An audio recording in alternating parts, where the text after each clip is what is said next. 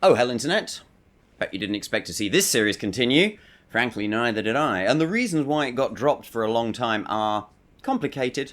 I'm not going to go into them right now. This is the Analects of Confucius, rated by me, a person with no particular expertise to do so.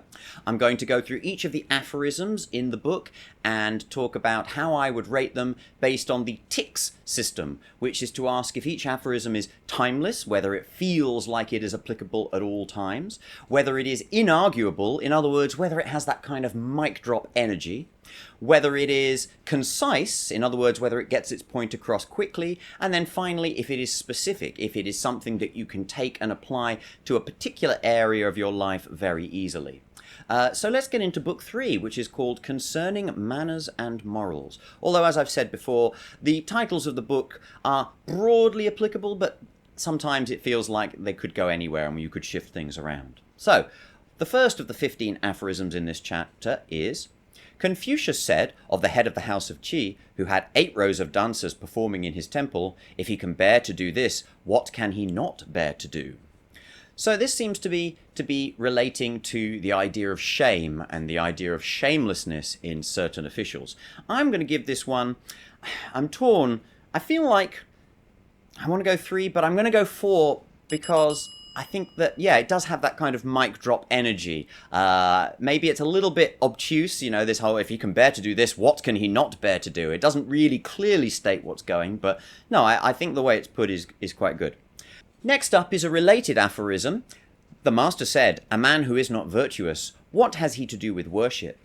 A man who is not virtuous, what has he to do with the music of the temple?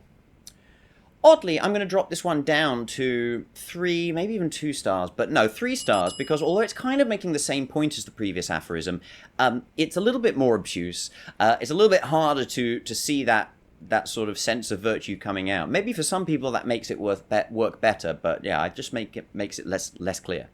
Next up, Lin Fan asked, what was the chief principle in observances of ritual?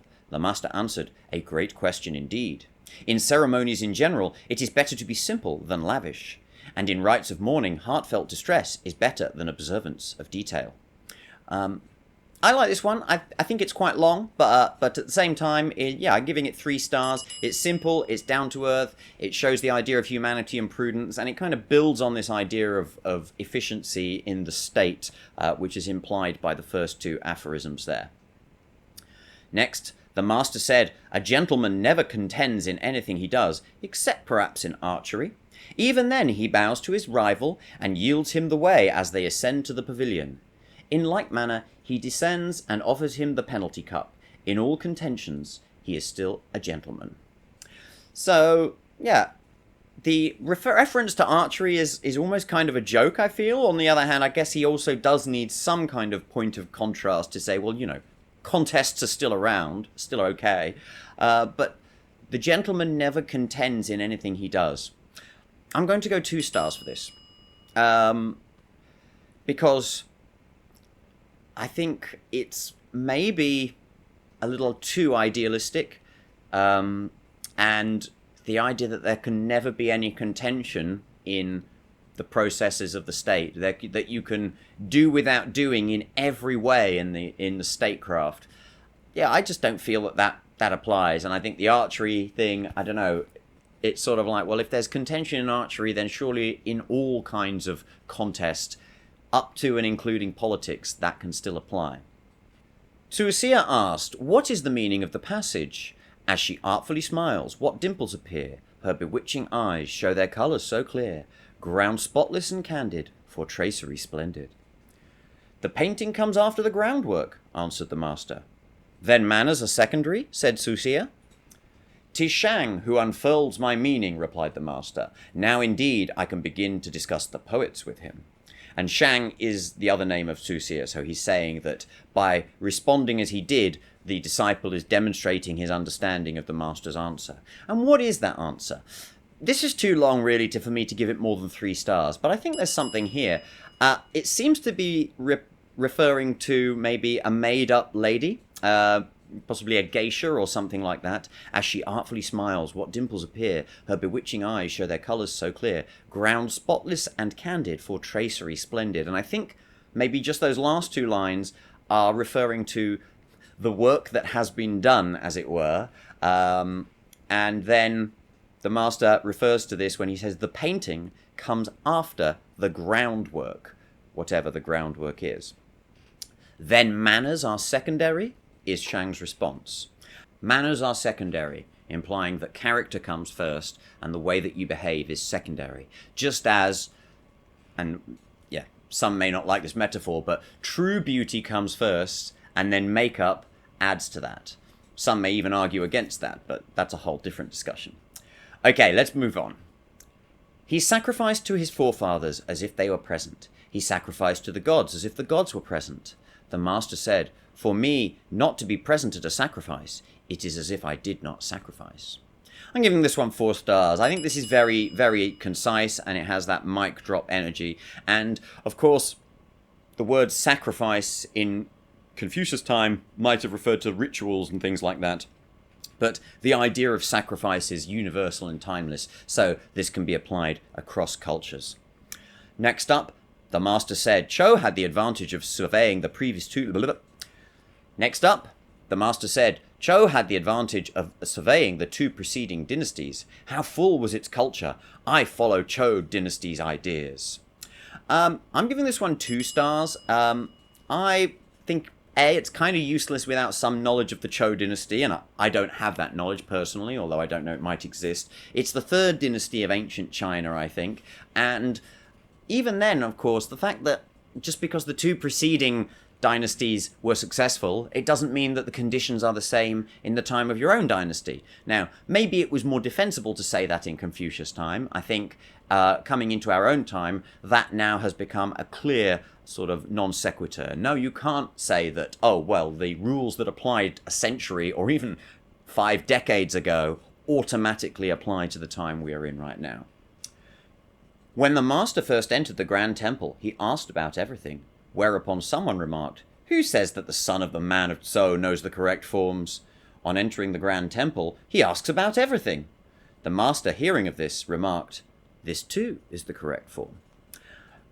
I've noted 2 stars. I think I'm going to go to 3 stars again. It's a little long, but I'm reminded of the part of Fear and Trembling, which I've covered in another video, where one of the things that betrays virtue is the ability to engage with a virtuous system with proper decorum. Now, this has certainly got some problems in the modern day and age, but Kierkegaard in Fear and Trembling talks about the peasant who enters the court of the king with confidence, who enters feeling like he belongs there, but, crucially, not to say he feels like he owns the place and he deserves to be there simply because I'm so great, but rather he comes in, but he comes in with proper and enthusiastic decorum. Once again, I think to refer to a peasant in the time of medieval kings, that feels more right than to refer to, a person in a modern context. So I don't think this is a particularly timeless quote. However, I think that there is some value to it, so I will put it up to 3 stars. I'm being pretty generous today, I think. Next, the master said, "In archery, piercing the target is not the essential, for men are not of equal strength. Such was the rule of yore." I am going to go 2 stars with this. It is quite concise. It does seem to have something, but it's also pretty ambiguous. What does piercing represent? Why is it the rule of yore? How is it applicable? I just don't feel that it's kind of really in the same league as some of the others. Next up. Tsukung wished to dispense with the live sheep presented in the ducal temple at the announcement of the new moon. The master said, "Tsu, you care for the sheep. I care for the ritual." I'm going to give this one 2 stars as well. Guess I'm not going to be that generous after all. In fact, I'm tempted to go to 1 star. You care for the sheep, I care for the ritual. In other words, we've always done it this way, so we have to continue doing it this way, essentially. It's a bit of a Chesterton's fence argument. And I've said in another video that Chesterton's fence, I mean, it's not completely without value. Obviously, you can't simply discard things that have been done for a long time because you personally can't see the value in them. On the other hand, I think it's fair to say that many traditions have ossified in a world which has changed beyond recognition. Unless you want to go back to an earlier time, which you're allowed to think, but I personally would disagree with that as a good future for humanity, then yeah, I don't think that whether or not we discard the sheep from the ritual, it's not the ritual that matters. We can just think about, are the sheep necessary? Next up, the master said, if one were to serve one's prince with perfect homage, people today would deem it sycophancy. People today. I kind of feel like it's the same point as the last one, but it is slightly more concise and more obtuse, more vague, but I think it kind of makes the point better because it is giving sort of some clarity of actual people acting. So I'm going to give it 3 stars. So if you treat the hierarchy with a respect which has been required by tradition, there will always be those in modernity who consider it to be sycophancy, to be over the top, to be, a laborious and over-enthusiastic attachment to the traditions, to the processes, to the rituals. And I guess that Confucius would disagree with that, although that's not what he says here. And again, that's why it's actually a little bit better, because it's kind of like, well, it's making us think about the point, and he's not necessarily giving us his opinion on the matter. Okay, next up. Duke Ting asked how a prince should employ his ministers, and how ministers should serve their prince. Confucius replied, saying, a prince should employ his ministers with courtesy, a minister should serve his prince with loyalty.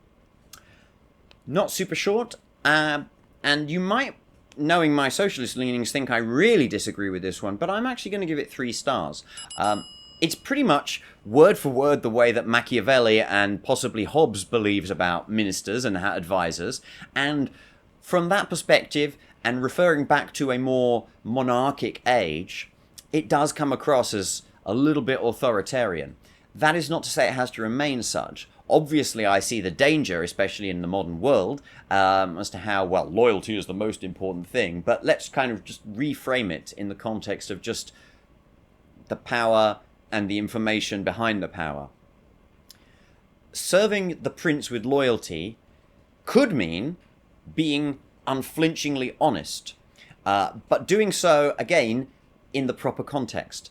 Machiavelli also talked about how when the prince has advisors, he has to listen only to them, and he can't just, even though other men are capable of saying the truth to the prince, you can't just let everyone say whatever they like to the prince, or else that simply undermines the power that there is in the first place.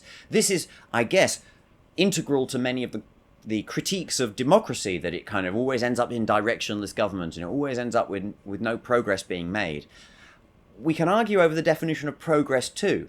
And is it necessary that a country constantly has to be moving towards a clear vision which is very different from what we're in right now? You might argue that, as the world becomes more and more modern, we increasingly are just kind of tinkering around the edges of what we already know works. So shouldn't we expect there to be relatively little change? So this is how I think the idea of the prince and his advisors could change in the context of the modern world. But there is still a seed of truth in what this aphorism is saying then. Next up. When Duke Ai asked Sai Wo concerning the altars to the tutelary deities of the land, Sai Wo responded, the sovereign of Sia adopted the pine, the men of Yin the cypress, but the men of Chou the chestnut, intimating that the people should stand in dread.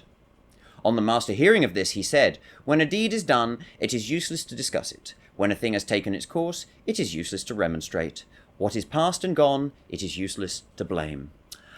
I'm giving this one 1 star. First of all, it's unnecessarily long. I think the first half, I don't really see the connection, although to be honest, the original Chinese, or if I had more familiarity with the meaning of those various trees, perhaps that would be a different situation.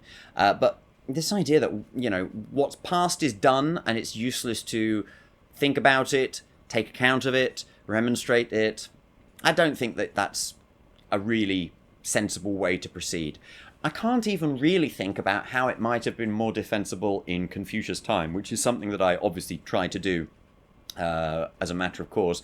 And it just seems to me that if you're just, if someone gets away with something bad and it's just left to go, that doesn't seem to be in following with the sense of trickle-down virtue, which many of those original schools of Chinese thought seem to endorse, and in particular Confucianism and Moism, the idea that, as long as the Son of Heaven is doing his job and has the proper attitude and is properly wise and munificent, then the virtue will flow down to his advisors and officers and all the people below.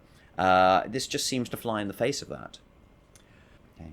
Last two now. The master spoke of Shao music as perfectly beautiful in form and perfectly good in its influence. He spoke of the Wu music as perfectly beautiful in form, but not perfectly good in its influence.